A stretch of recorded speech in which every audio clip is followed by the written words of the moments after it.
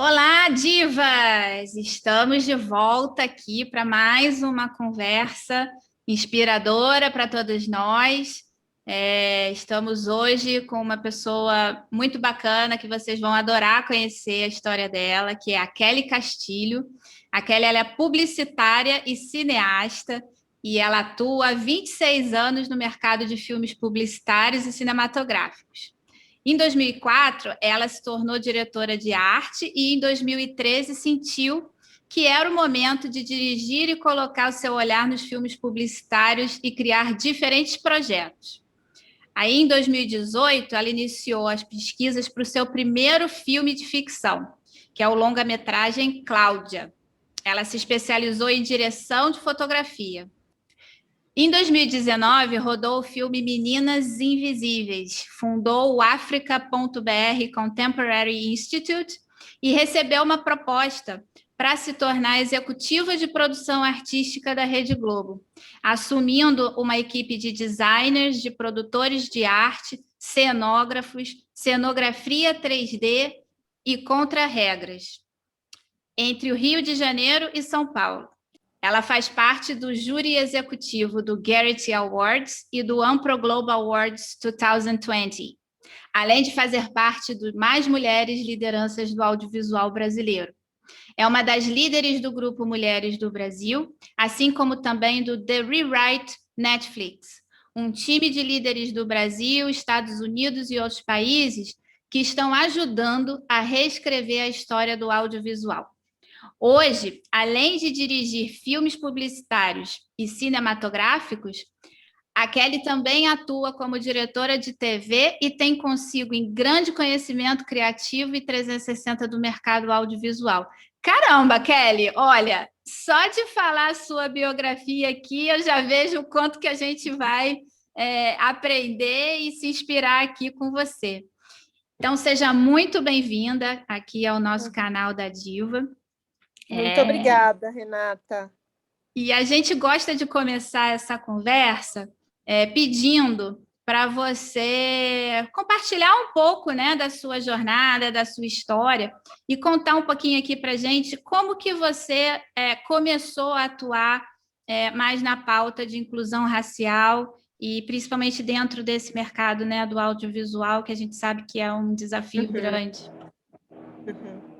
Bom, mais uma vez quero agradecer, Cacá.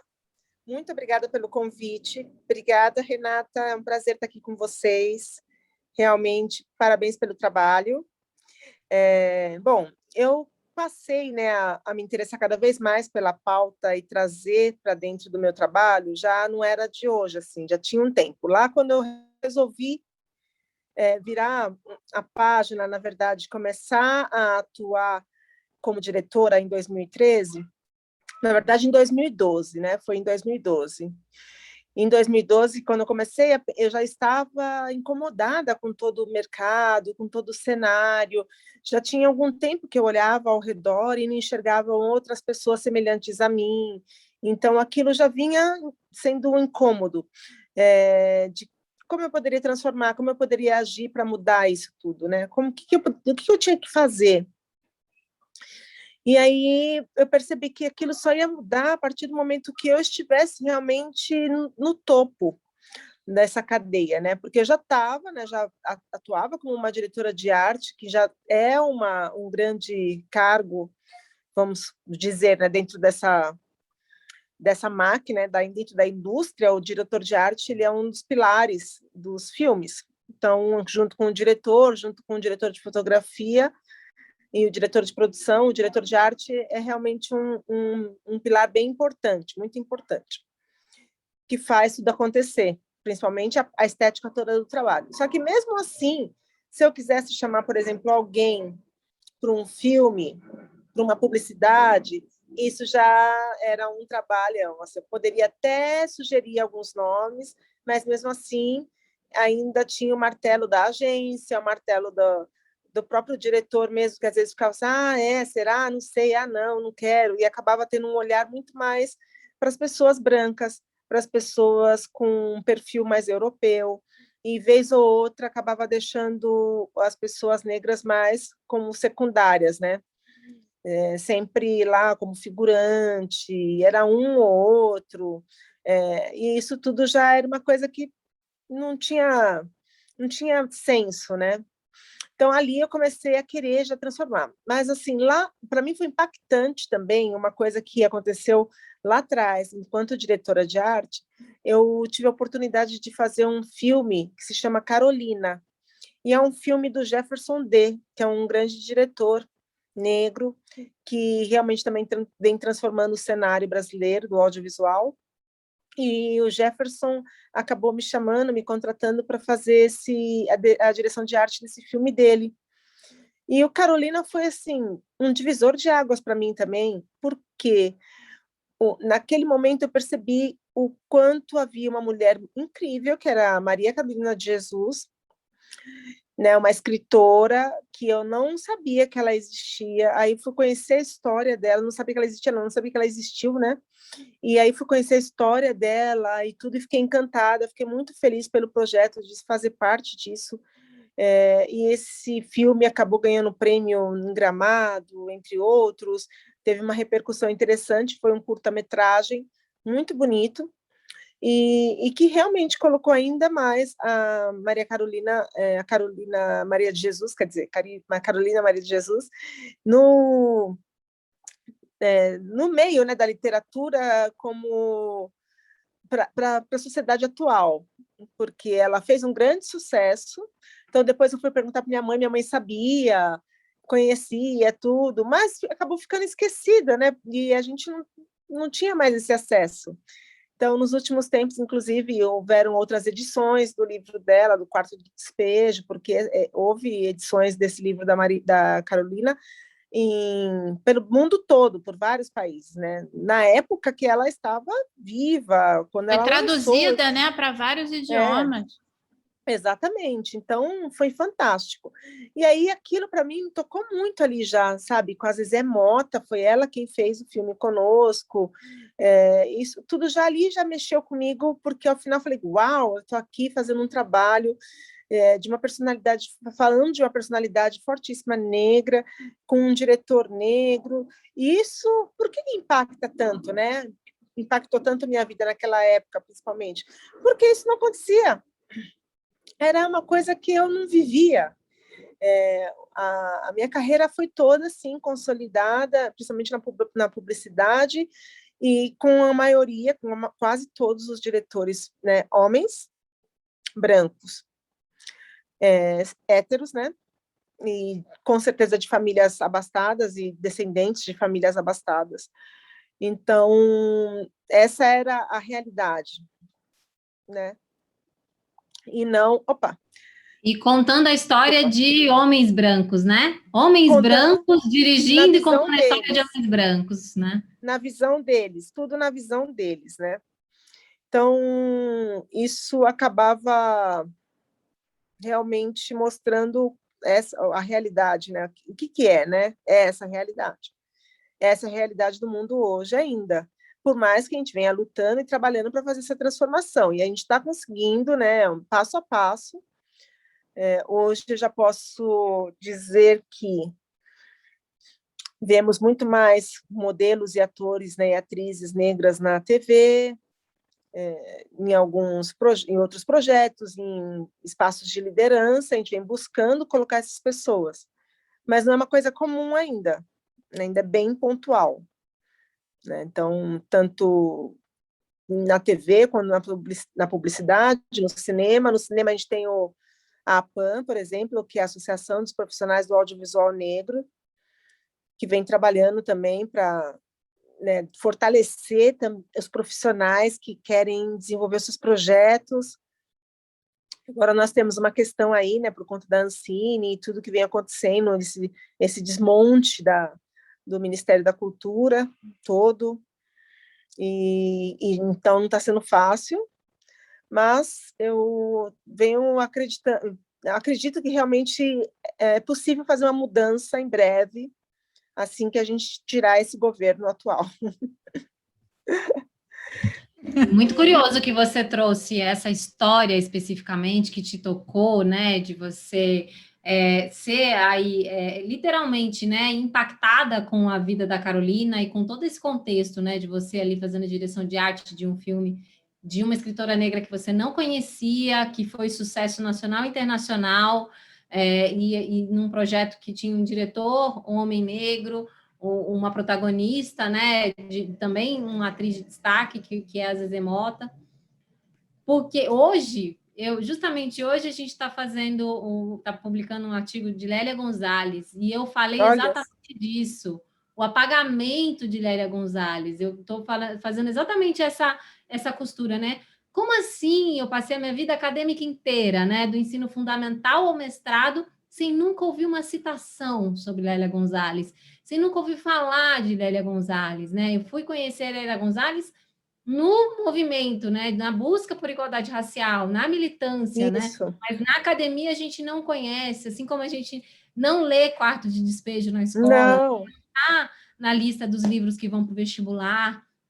Então tem um não projeto está. de apagamento aí, né, dessas Não está. É uma mulheres coisa que negras. deveria acontecer naturalmente, né? Porque, afinal, eu também sempre esperei. Quando eu comecei, por que que eu nunca li esse livro na escola, na faculdade? Então, todos esses nomes. Ah, sim, tínhamos Machado de Assis, né? Alguém vai falar, mas, mas Machado de Assis nós só sabemos que ele era negro há muito pouco Agora, né? tempo, Recente, né? E tem recente. outros, né? Conceição Evaristo, imagina, assim, são tantos autores, tantos artistas que a gente que não entram, né, na vida do povo brasileiro para contar de forma real, né, como que as coisas acontecem, que é impressionante. E É tem essa coisa impressionante. que aconteceu com Machado de Assis também, né? Os que entram embranquecidos. Então, Sim. é um apagamento, né? Um projeto de apagamento muito sistêmico, estrutural mesmo, né? A gente tem essa mentalidade, né, colonizada, embranquecida, que a gente, mesmo nós, eu e Kelly, como mulheres negras, a gente de vez em quando se depara com algumas coisas que a gente fala, cara, como é que eu nunca tive acesso a isso antes? Como eu nunca Não, com como nunca certeza. como nunca aconteceu, né? Imagina pessoas brancas, né? Como que a gente vai conseguir trazer essa igualdade se esse projeto ainda continua vigente? E aí, Kelly, eu queria te fazer uma pergunta justamente nessa linha, porque você, além de cineasta, também atua, né, em grandes emissoras, né, em posições executivas muito importantes, muito relevantes. E eu queria que você falasse como que está hoje, né? Como que as grandes emissoras estão pautando hoje essa questão da racial, né? Aqui no Brasil, que é muito engraçado a gente ver estrangeiros, quando eles vêm para o Brasil e começam a assistir TV, eles falam, gente, mas essa TV é brasileira? Né? É, Porque, né, não estou reconhecendo os brasileiros, né, nessas não imagens. está, com certeza, é bem isso.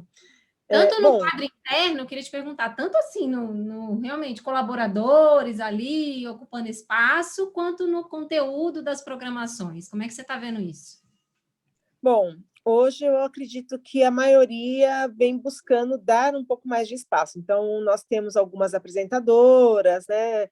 No jornalismo, o jornalismo ele realmente foi um dos espaços que mais tem mostrado novas faces. Então, na Globo mesmo tem a Aline, que agora, né, foi para o Jornal das 10, já tinha a Glória Maria, então a mais antiga, que sempre foi a única, né, por muitos e muitos anos. Na cultura nós temos a Joyce, e agora no programa que eu dirijo tem a Cris Guterres, que é uma jornalista também, e aí o perfil da Cris também é bem diferente do perfil que se espera normalmente de uma mulher na TV, né, principalmente negra, se espera uma coisa muito mais de uma mulher que seja com cara de modelo, que tenha a pele mais clara, que seja aquela negra aceitável, né? Então, isso é bem interessante que a TV Cultura deu essa mexida e trouxe a Cris, assim, que é uma mulher negra, preta, retinta, né? Que não é uma modelo, é uma jornalista, e que vem do jornalismo aí, escreve para o UOL, enfim, já fazia o seu trabalho anteriormente na prefeitura também, enquanto jornalista. Bom, isso vem mudando o cenário, né, o quadro. Hoje você vê, as novelas começaram a mudar um pouco de uns anos para cá, porque, afinal, sempre houve essa questão de ter pessoas negras em cargos como empregada doméstica, o motorista de ônibus, aquele que a bedel da escola, enfim, em cargos de subalternos mesmo, em subempregos, sempre. Ou também como bandidos, aquelas pessoas que nunca têm uma família. Você percebe que aquela pessoa não tem um núcleo familiar, ela é sozinha. Mas ela tem mais uma amiga, é amiga de alguém que tem a família, que tem a avó, que tem todos uns tios, um monte de gente, às vezes, mas ela não tem ninguém, Como não se tem não uma tivesse história. história, né? Como se ela não tivesse história. Então, isso aconteceu muito, agora a gente vem trabalhando para que isso não aconteça, né? Então, eu estive na Globo e realmente eu vi um cenário na parte executiva que era só eu ali mesmo, enquanto mulher negra, numa alta liderança. Sim, aí eu tinha umas 2 funcionárias, tinha uma funcionária negra, e o resto todos, a maioria brancos, tinha mais umas outras 2 pessoas, um cenógrafo, e assim, eu estou falando disso, assim, por exemplo, tem 30 cenógrafos, era um negro, um outro assistente, e aí produtores de arte, então uma produtora de arte, uma produtora de figurino, entre mais uns 30, sabe, 40 pessoas, os números lá são altos, e apesar dos números serem altos, as pessoas que ali trabalham, negras, em posições, eu digo, também de decisão, né? De decisão por exemplo, porque esses produtores, normalmente, eles têm, assim, um cargo como se eles fossem, o que eu posso dizer, assim, é um coordenador, alguém, sabe, tem uma importância grande de conhecimento. Por exemplo, os cenógrafos são todos, na maioria, ou arquitetos ou formados em artes plásticas. Os produtores também, alguns são da área de arte, os produtores de arte. Então, os figurinistas também têm sabe, então todos têm faculdade, lá eles não pegam pessoas sem faculdade, só que tem essa exclusão mesmo, e não é só lá. Em vários outros espaços, também, os profissionais, a maioria são brancos. Então, continua sendo assim, enquanto profissionais. Então, hoje, o meu time na TV Cultura, por exemplo, eu tenho uma parceira que é uma editora-chefe, que é uma mulher negra, e ela escreve os roteiros também.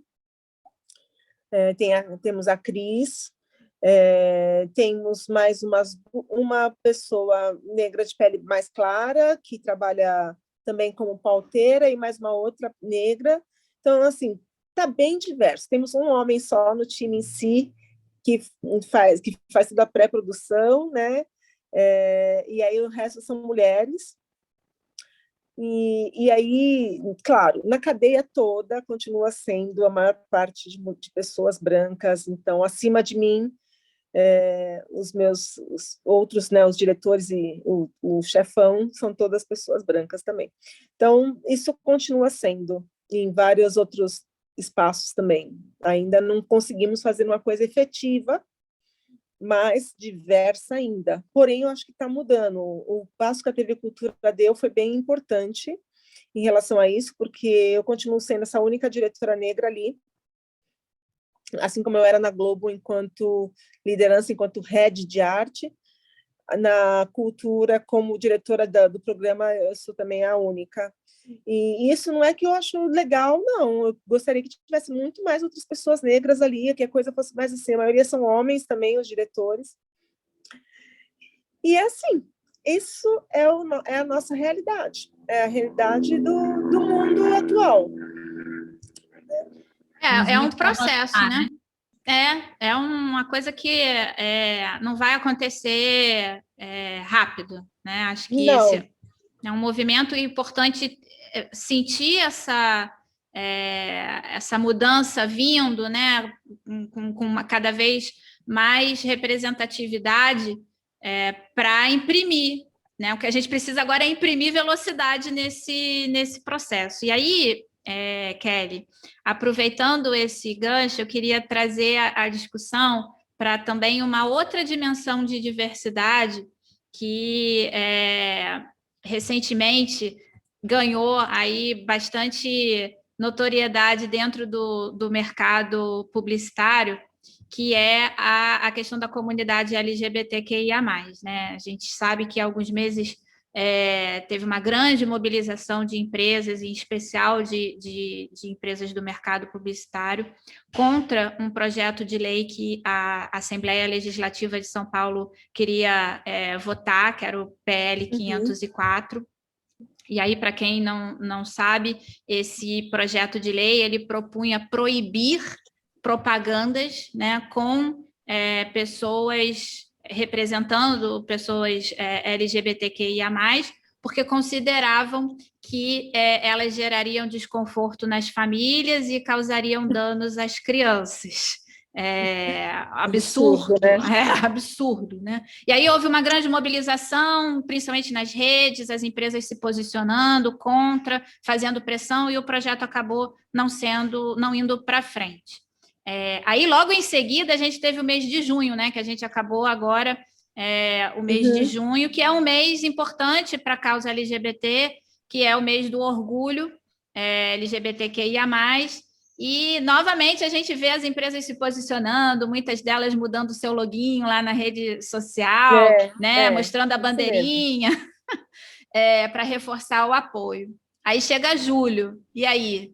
Como é que fica essa pauta? Será que continua? Acabou? A gente volta à programação normal, como se diz, né? Ou tem, de fato, também uma mudança em curso nesse tema? Uma outra pergunta também, já na sequência, para a gente engaixar, se a gente vai ter alguma pauta, alguma movimentação semelhante agora em julho, em função do Julho das Pretas. Queria que você comentasse um pouquinho sobre isso. Então, primeiro, eu concordo com você. Pensei muito nessa questão de como será que é só uma passagem, as pessoas estão se movimentando só por um dia, 2 dias, 3 dias, e a coisa vai simplesmente desaparecer e volta tudo a mesma coisa. Eu vou até comentar sobre um texto que eu vi ontem no Facebook, que eu fiquei um pouco chocada. Mas eu comentei sobre isso, eu venho falando com a minha equipe sobre fazermos dessas pessoas todas que a gente acha, né, que são chamadas as minorias, um dia a dia, né? Trazer as pessoas para as nossas pautas, para as nossas conversas num dia a dia. Porque que é isso o negócio? O negócio é que todos participem, todos tenham espaço sempre, e não somente um dia colocar lá a bandeirinha, dizer que eu sou a favor, né, que eu estou aqui, estamos juntos, mas quais são as ações efetivas? Então, para nós, Kelly, para mim é sempre. E agora, como diretora do Estação Livre, né, também é uma coisa de trazer vários nomes, sempre que possível, para pautas, sabe, independente de ser focada no público LGBTQIA+, não só para eles, mas que eles façam parte, que o público todo faça parte do Estação Livre e de qualquer outro projeto que eu possa fazer de uma forma comum, porque, afinal, temos várias pessoas que fazem parte do nosso círculo, e, independente disso, da sociedade toda. Então, eu não sou a favor da caixinha. Eu não sou a favor muito dessa caixinha para mim, assim, sabe, de que fique, olha, então a gente celebrou aqui e acabou. Não, é uma constância, é uma coisa que as pessoas têm que ver, enxergar, falar, conversar, trocar, trabalhar junto, enfim, sabe? É nesse nível. Então, não acho legal celebrar uma coisa só ali e acabar, e qual é o seu papel depois? Em relação ao 25 de julho, nós teremos um programa incrível, com umas mulheres maravilhosas, com muita coisa, sim, vamos ter. Aguardem que logo, logo vocês vão saber, mas não vai passar em branco, não. Realmente, 25 de julho, a gente já se preparou e vai ser muito bacana. Então, Bem vamos bacana, ficar Ju. de olho, né, para poder acompanhar. Eu acho que essa visão que você trouxe de tratar, né, e incluir pessoas, sejam lá de que grupo, eu também acho que a caixinha ela acaba prejudicando mais do que ajudando. É importante para mostrar o cotidiano, né? O nosso cotidiano ele é formado por todos os tipos de pessoas diferentes em todos os sentidos. Então, achei bem bacana essa visão, porque ajuda a não ter mais a necessidade de se reforçar isso em determinadas datas, né? Isso. E também, claro, só lembrar que aquelas pessoas existem.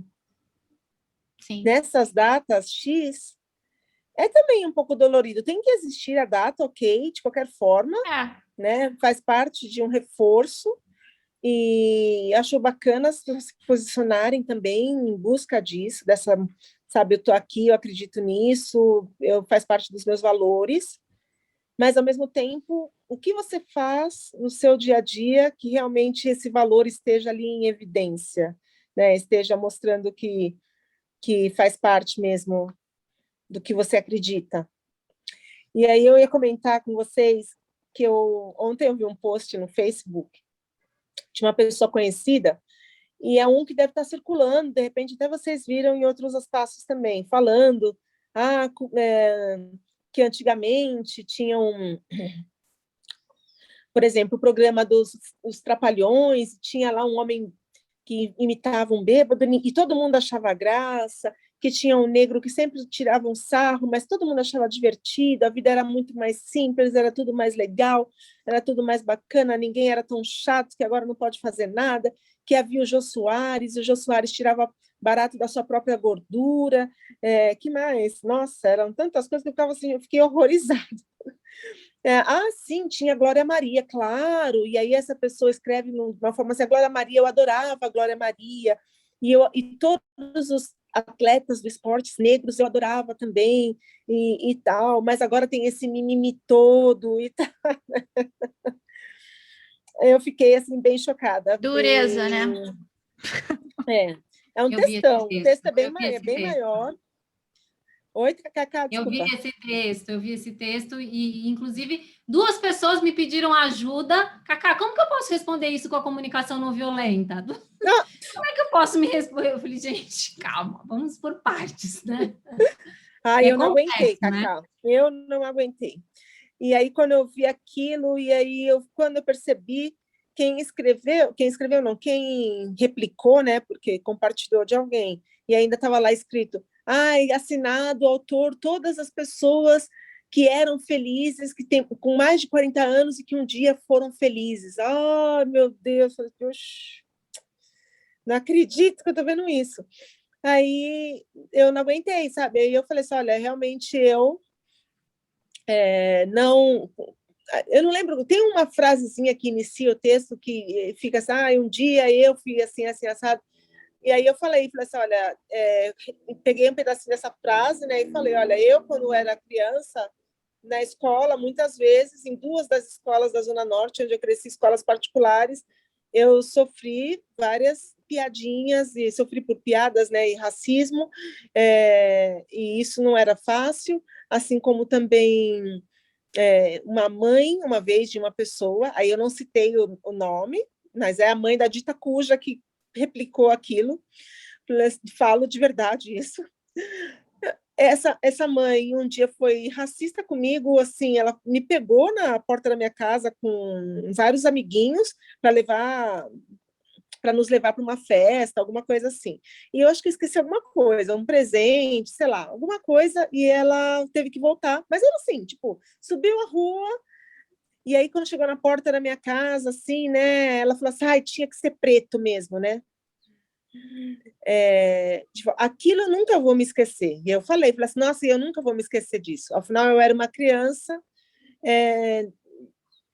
que levei só um susto, não soube responder, aquele susto que te impacta, né?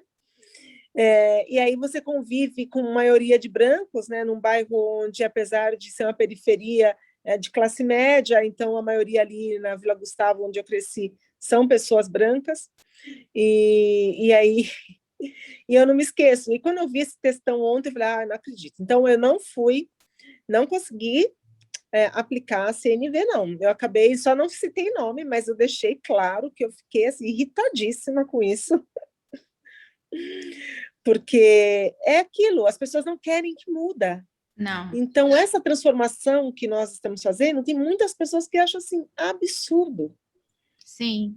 E cada Esse vez mais trabalho... importante esse posicionamento, né, Kelly? Quer dizer, até um tempo atrás, muitas pessoas ouviam esse tipo de posição, de postura, de declaração e ria, ou fingia. Eu nunca poderia falar sobre esse ponto de vista. Mas hoje eu vejo também a importância das pessoas se posicionarem, como você fez, para deixar claro que não é assim, que não está tudo bem, que isso não é admissível, né? Porque se não se falar nisso, né, se continuar fingindo que isso é permitido, aí mesmo que não muda, né? Não, um absurdo. E aí você percebe que são milhares de pessoas, né? Claro, essa é uma moça branca que foi modelo um dia na vida e que acha que, e apesar de ter vindo, né, de um bairro de periferia e tudo, ela simplesmente, então tá, que alegria que era, né, ver as pessoas sendo humilhadas e todo mundo se divertia com isso. Jorge Lafon era Vera Verão e todo mundo achava ele o máximo. Mas será que o Jorge Lafon gostava de ser a Vera Verão? Até que ponto? Eu fui ler um tempo atrás, há muito pouco tempo, uma entrevista dele falando que ele não... que Vera Verão foi o que aconteceu e colocaram ele ali, mas na verdade nunca deram a oportunidade que ele realmente merecia. Ele dançava pra caramba, ele foi um grande artista, também no teatro, era estudado, era um professor, então, assim, ele era um intelectual, e de verdade ele não teve essa mesma oportunidade, ele teve oportunidade como Vera Verão, porque era piada. Sim. E teve, né, que se submeter a isso porque era isso que aparecia, né? Quer dizer, a pessoa tinha que se sujeitar a esse tipo de... o Mussum também. Sim, com certeza. E aí acham graça disso, as pessoas acham graça disso. Eu falei ali que de verdade eu nunca achei graça. Eu nunca ri, eu nunca ficava feliz de ver o Mussum naquela condição. Nunca ficava feliz de ver o Mussum naquela condição. Eu nunca ficava feliz, assim, em si, de ver o Jorge Lafon sempre naquela condição. Enfim, era o que de repente eu pensava, bom, ele escolheu, né, ele acredita nisso e tal, mas não, era difícil, era duro assistir as novelas, e eu falo isso, assim, nossa, eu pulei muitas novelas dessa parte onde os negros eram açoitados, sofrendo, né? Que vem da escravidão. Eu realmente eu não consigo nem ver até hoje alguns filmes também que falam sobre o nazismo. Então, por quê? Por respeito, pela dor do outro, por imaginar, não porque eu não acredite que isso existiu, ao contrário, por conta de imaginar a dor que aquelas pessoas sofreram ali, enfim, tudo isso. Então, eu acho que falta muita empatia, de pensar na dor do outro, no que o outro é, no que o outro representa. Então, acreditar que esse tipo de texto é um texto que realmente é saudoso, que saudosismo. Nostálgico, né? Questionável, né? Você falou sobre as pessoas não quererem mudança, né, Kelly? A gente está chegando aqui ao final do nosso encontro, da nossa conversa, e a gente gosta de encerrar esse papo aqui no Diva Entrevista sempre com uma mensagem positiva, né? Trazendo, né, a partir do seu olhar, né, quais as mudanças que você gostaria de ver no mundo? O que você traz para a gente aí desse olhar de esperança? Bom, para mim, realmente, passando um avião aqui, né? Eu moro numa região que passa sempre, vira e mexe. Não sei se vocês escutam muito. Bom, não pega muito o som do avião. Não pega muito? Que bom. Então, Bom, eu acredito muito nessa questão da diversidade, nesse olhar de poder assistir projetos e filmes e telenovelas vendo pessoas negras de todos os tipos, em vários papéis incríveis, e não só nesses papéis, pessoas comandando mesmo. Você imaginar que o Brasil tem mais de 50%, né, 54% de pessoas negras e pardas, e que essa representação possa existir de uma forma justa mesmo, que seja de uma forma bacana, de uma forma leal, porque nós sabemos, né, Cacá, você sabe muito bem, assim como eu, você frequenta vários espaços diferentes, e isso não é ainda representado. E isso é por conta também da nossa economia, da falta de uma educação. Então, a educação, para mim, é tão importante que nós tivemos possibilidade de estudos e tantas outras pessoas não têm essa possibilidade, porque as famílias também acreditam que, olha, tem que trabalhar, logo cedo vai trabalhar, é melhor trabalhar do que estudar. Então, esse sempre foi o pensamento para muita gente, para não faltar comida em casa, né? Não faltar o aluguel.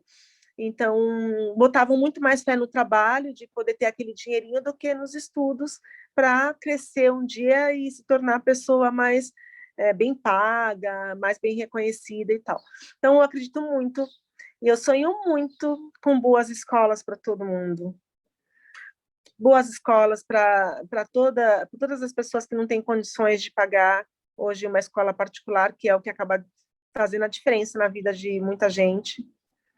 E isso me toca demais, assim, quando eu vejo que ainda a educação tem um atraso. Eu sei que tem pessoas que trabalham muito para isso, para mudar esse cenário, mas, por exemplo, em lugares, né, difíceis de acesso, as crianças do Rio de Janeiro, por exemplo, né, que vivem em comunidades, e as comunidades que às vezes estão em guerra por conta do tráfico, que a gente sabe também que é uma outra coisa absurda, ali acaba não permitindo que as crianças vão às escolas, e tudo isso acaba não dando oportunidade para diminuir essa desigualdade, diminuir de verdade essa desigualdade. Então, eu acho que o meu maior sonho é realmente o que eu acredito que seria, sabe, o melhor para o Brasil, é esse investimento em educação de uma forma efetiva, de uma forma que, uau, seja, sabe? Oi, meninas. Volta, Desculpa, volta. tá acabando aqui, acho que é a bateria. Que seja realmente efetiva, que faça diferença real. Assim, como nós ouvimos em 10 anos, mudou o cenário na Coreia, em não sei quantos anos mudou o cenário, a China tem isso, tem não sei quantos estudantes formados, blá, blá, blá. Então, aqui tem uma cobrança muito grande também atual, que eu vejo assim, as pessoas falando, essa semana mesmo, uns amigos estavam falando, mas a educação, o que adianta colocar as pessoas lá, mas nas faculdades as pessoas não sabem nada? Pois é uma questão, né? Então, é claro que todo mundo quer uma base forte muda tudo também. Então, acho que tem que ter desde a base, mas não deixar de continuar investindo nos jovens. Tem que ser, sabe, em todos os. Nós precisamos mesmo fazer a diferença em todos os caminhos, né? Todos os setores da educação, todas como falar, as fases, né? Desde Todas as etapas, né? todas as etapas. Básico, né? Até o superior, né? E a gente está vendo exatamente. Porque é uma diferença grande, né? Uma criança pequena agora que tem um acesso a uma educação bacana, eu vejo pelo Benjamin, assim, os assuntos, o modo como fala, as conversas, são, Os sabe? estímulos são outros, né? Os estímulos são outros. Eu vejo de uma pessoa que tem menos, sabe, possibilidades, a diferença é grande demais. Então, a gente só vai conseguir mudar isso com a educação.